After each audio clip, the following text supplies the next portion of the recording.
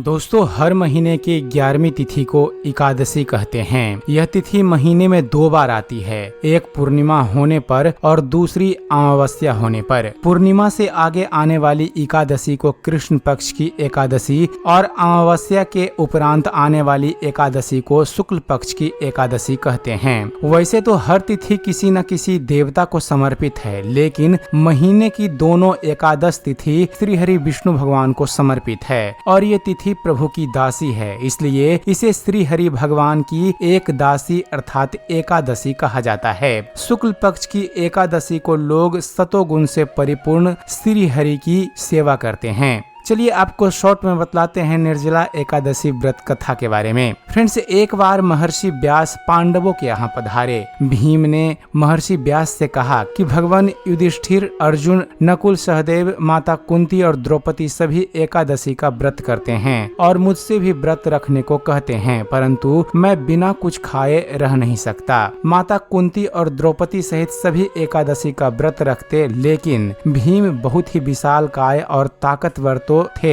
लेकिन उन्हें भूख बहुत लगती थी। उनकी भूख बर्दाश्त से बाहर होती थी, इसलिए उनके लिए महीने में 2 दिन उपवास करना बहुत ही ज्यादा कठिन था। जब पूरे परिवार का उन पर व्रत के लिए दबाव पड़ने लगा तो वे इसकी युक्ति ढूंढने लगे कि उन्हें भूखा भी न रहना पड़े और उपवास का पुण्य भी मिल जाए। अपने पर आई इस विपत्ति का समाधान भी उन्होंने महर्षि वेद व्यास से ही जाना। भीम महर्षि वेद व्यास से पूछने लगे कि हे पितामह, मेरे परिवार के सभी सदस्य एकादशी का उपवास रखते हैं और मुझ पर भी दबाव बनाते हैं, लेकिन मैं धर्म, कर्म, पूजा पाठ, दान आदि कर सकता हूँ, लेकिन उपवास रखना मेरे सामर्थ्य की बात नहीं है। मेरे पेट के अंदर वृक्क नामक जठराग्नि है, जिसे शांत करने के लिए मुझे अत्यधिक भोजन की आवश्यकता होती है, अतः मैं भोजन के बिना नहीं रह सकता। तब महर्षि व्यास ने भीम से कहा कि भीम, यदि तुम स्वर्ग और नरक में यकीन रखते हो तो तुम्हारे लिए भी यह व्रत करना आवश्यक है। इस पर भीम की चिंता और बढ़ गई। भीम पूछने लगे कि हे महर्षि, कोई ऐसा उपवास बताने की कृपा करें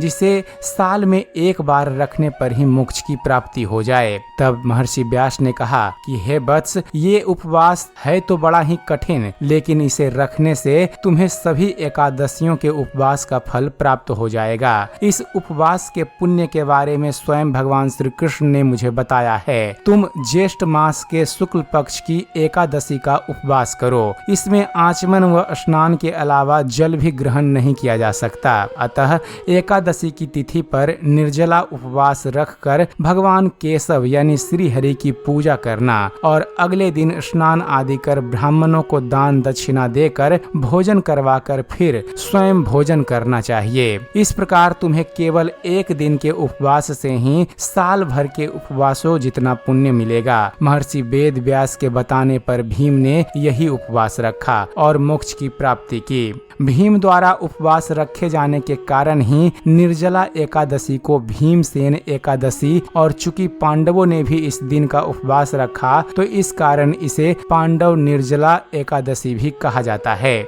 लेकिन जो भक्त निर्जल नहीं रह सकते वे अन्य एकादशी की तरह व्रत कर सकते हैं, जैसे कि निर्जल एकादशी अर्थात जल के साथ साथ सभी चीजों को त्यागना। दूसरा सजल एकादशी अर्थात केवल जल लेना, अन्य सभी चीजों का त्याग करना। और तीसरा सफल एकादशी अर्थात जल और फल लेना, अन्य सभी चीजों का त्याग करना। फ्रेंड्स, जिस दिन भक्त एकादशी का व्रत करते हैं, इस दिन ओम नमो भागवते वासुदेवाय का जप करके गोदान, वस्त्र दान, छत्र, फल आदि का दान अन्य गरीब सनातनी या ब्राह्मणों को करना चाहिए। और चलिए अंत में बात करते हैं निर्जला एकादशी व्रत के फल के बारे में। फ्रेंड्स, हिंदू धर्म पुराणों में बताया गया है कि एकादशी व्रत करने वाले पुरुष के पास विशालकाय, विकराल आकृति और काले रंग वाले दंड पासधारी भयंकर यमदूत नहीं आते। स्त्री हो या पुरुष, यदि उसने मेरु पर्वत के बराबर भी महान पाप किया हो तो वह सब इस एकादशी व्रत के प्रभाव से भस्म हो जाते हैं। जो मनुष्य उस दिन जल के नियम का पालन करता है वह पुण्य का भागी होता है। उसे एक एक प्रहर में कोटि कोटि स्वर्ण मुद्रा दान करने का फल प्राप्त होता है। अंतकाल में पीताम्बरधारी, सौम्य स्वभाव वाले, हाथ में सुदर्शन धारण करने वाले और मन के समान वेगशाली विष्णुदूत आखिर इस वैष्णव पुरुष को भगवान श्री विष्णु के धाम ले जाते हैं। निर्जला एकादशी व्रत को करने से साल में पड़ने वाली 24 एकादशी व्रतों के समान फल मिलता है और भगवान श्री विष्णु की कृपा से सभी मनोकामनाएं पूरी होती है।